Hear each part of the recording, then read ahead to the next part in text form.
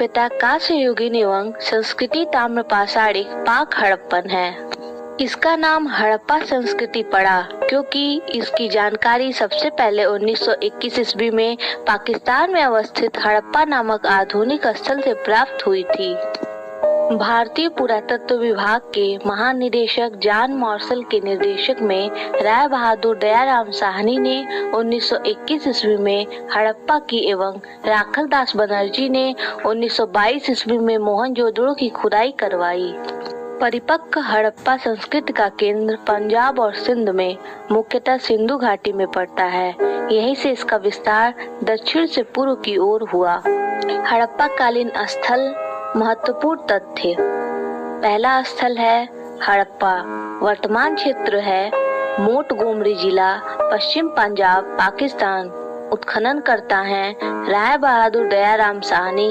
Wheeler Madhav स्वरूप वर्ष है 1921। प्रमुख नदी है रावी। प्राप्त साक्ष्य है अन्न भंडार, कांस्य गाड़ी, पारदर्शी वस्त्र पहने एक मूर्ति, गरुड़ चित्रित मुद्रा, मछुआरे का चित्र, शंख का बैल, कांस्य दर्पण। दूसरा स्थल है मोहनजोदड़ो, वर्तमान क्षेत्र है लारकाना जिला, सिंध प्रांत, पाकिस्तान। उत्खनन करता है राखल दास बनर्जी। Mortimer Wheeler. वर्ष है 1922 ईस्वी। प्रमुख नदी है सिंधु।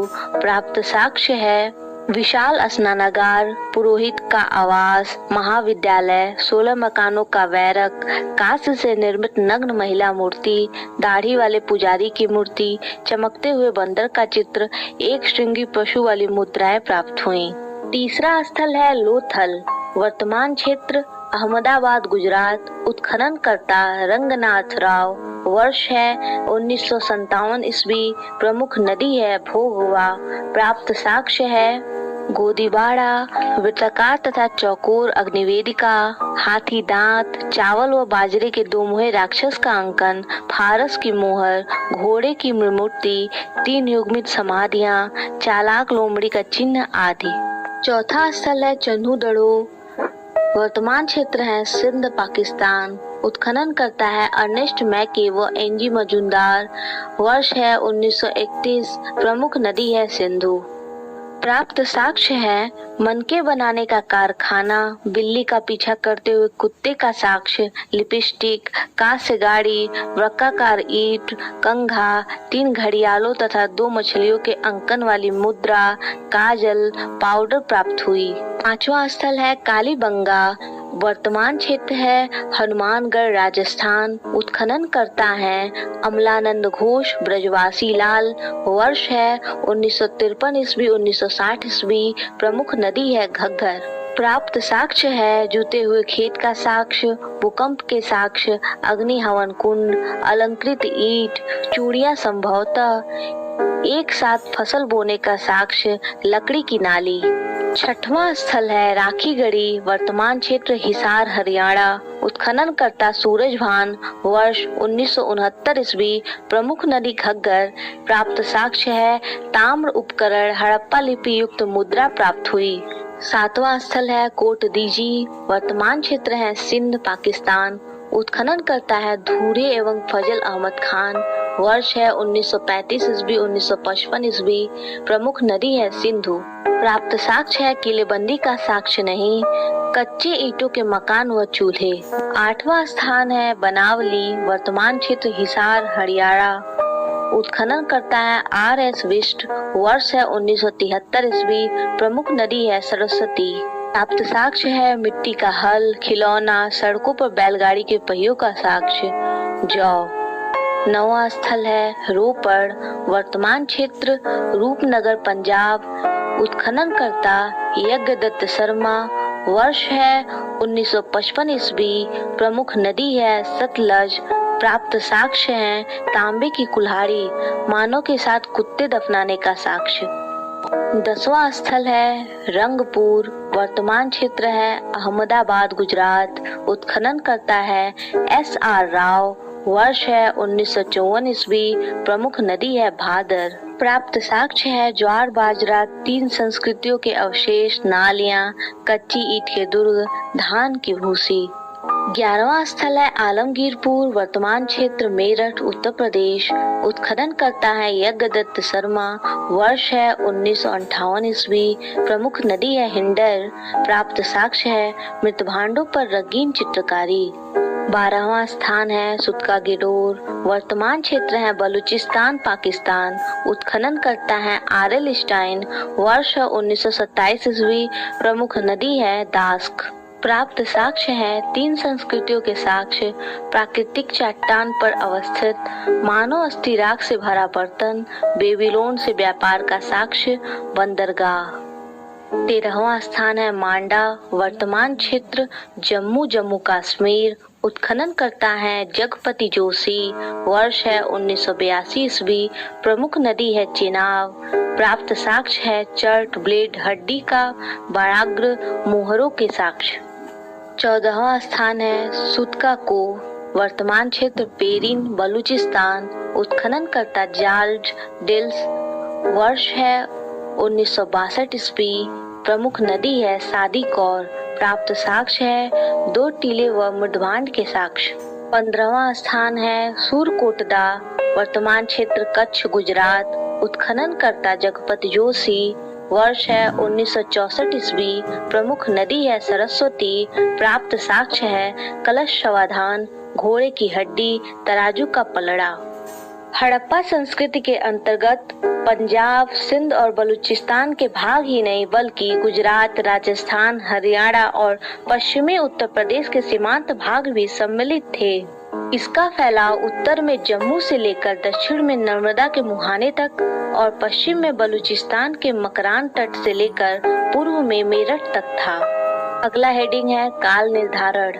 सैंधव सभ्यता की तिथि को निर्धारित करना भारतीय पुरातत्व का विवादग्रस्त विषय है।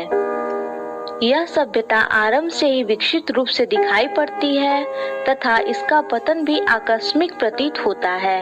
ऐसी स्थिति में कुछ भी निश्चित तौर पर नहीं कहा जा सकता है। इस क्षेत्र में सर्वप्रथम प्रयास जॉन मार्शल का रहा है। उन्होंने 1931 ईस्वी में इस सभ्यता की तिथि लगभग 3250 ईसा पूर्व से 2750 ईसा निर्धारित किया है। रेडियो कार्बन 14, C14 जैसी नवीन विश्लेषण पद्धति के द्वारा हड़प्पा सभ्यता की तिथि 2350 ईस्वी पूर्व से 1750 ईस्वी पूर्व माना गया है, जो सर्वाधिक मान्य है। काल निर्धारण तिथि। पहले विद्वान हैं जॉन मार्शल। निर्धारित तिथि है 3250 ईसा पूर्व से 2700 ईसा पूर्व। दूसरे विद्वान हैं अर्नेस्ट मैके। निर्धारित तिथि है 2800 ईसा पूर्व से 2500 ईसा पूर्व। तीसरे विद्वान हैं मधो स्वरूप वत्स। 3500 ईसा पूर्व से 2700 ईसा पूर्व। चौथे विद्वान है सीजे गैड। निर्धारित तिथि है 2300 ईसा पूर्व से 1750 ईसा पूर्व। पांचवें विद्वान है मार्टिमर व्हीलर। निर्धारित तिथि है 2500 ईसा पूर्व से 1500 ईसा पूर्व। छठवां फेयर सर्विस द्वारा 2000 ईसा पूर्व से 1500 ईसा पूर्व। सातवां रेडियो कार्बन द्वारा 2300 ईसा पूर्व से 1750 ईसा पूर्व। आठवां एनसीईआरटी द्वारा 2500 ईसा पूर्व से 1800 ईसा पूर्व। 9 विद्वान है डीपी अग्रवाल द्वारा निर्धारित तिथि है 2300 ईसा पूर्व से 1700 ईसा पूर्व। हड़प्पा के 4 भौगोलिक स्थल। पहला मांडा। यह स्थल अखनूर जिले में चिनाव नदी के दक्षिण तट पर स्थित है। यह विकसित हड़प्पा सभ्यता का सर्वाधिक उत्तरी स्थल है। इसका उत्खनन 1982 ईस्वी में जगपति जोशी व मधुबाला ने करवाया था। मांडा में 3 सांस्कृतिक स्तर पाक सैंधव, विकसित सैंधव एवं उत्तर सैंधव है। दूसरा स्थल है आलमगीरपुर। यह स्थल मेरठ जिले में हिंडर नदी यमुना की सहायक के तट पर स्थित है। इस स्थल की खोज 1958 ईस्वी में भारत सेवक समाज संस्था द्वारा की गई थी। इसका उत्खनन कार्य यज्ञदत्त शर्मा द्वारा किया गया था। यह सिंधु सभ्यता का सर्वाधिक पूर्व स्थल है। तीसरा स्थल है दैमाबाद। यह स्थल महाराष्ट्र के अहमदनगर जिले में प्रवरा नदी के बाएं किनारे पर स्थित है। दैमाबाद सैंधव सभ्यता का सबसे दक्षिण स्थल है। चौथा स्थल है सुतका गेडोर। यह दास्क नदी के किनारे स्थित हड़प्पा सभ्यता का सबसे पश्चिमी स्थल है। इसकी खोज 1927 ईस्वी में सर मार्क आरेल स्टाइन ने की थी। हड़प्पा संस्कृति का संपूर्ण क्षेत्र त्रिभुजाकार है तथा इसका क्षेत्रफल 12,99,600 वर्ग किमी में है। केवल 7 सैंधव स्थलों को नगर की संज्ञा दी गई है, जो निम्न है: हड़प्पा, मोहनजोदड़ो, चंदुदड़ो, लोथल, कालीबंगा, बनावली और धौलावीरा। पंजाब में हड़प्पा और सिंध में मोहनजोदड़ो अर्थात मृतकों का टीला दोनों पाकिस्तान में पड़ते हैं। दोनों एक दूसरे से 483 किलोमीटर दूर स्थित थे तथा सिंधु नदी द्वारा जुड़े हुए थे।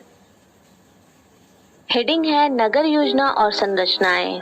हड़प्पा संस्कृति की प्रमुख विशेषता इसकी नगर योजना प्रणाली थी। हड़प्पा और मोहनजोदड़ो दोनों नगरों के अपने अपने दुर्ग थे। नगरों में भवनों के बारे में विशिष्ट बात यह थी कि ये जाल ग्रिड की तरह व्यवस्थित थे। सड़कें एक दूसरे को समकोण बनाते हुए काटती थीं तथा नगर अनेक खंडों में विभक्त थे। घरों का निर्माण एक सीध में सड़कों के किनारे व्यवस्थित रूप में किया जाता था। दरवाजे गलियों या सहायक सड़कों की ओर खुलते थे। भवन 2 मंजिले भी थे। घरों में कई कमरे, रसोई घर, स्नानागार तथा बीच में आंगन की व्यवस्था थी। मोहनजोदड़ो का सबसे महत्वपूर्ण सार्वजनिक स्थल विशाल स्नानागार है।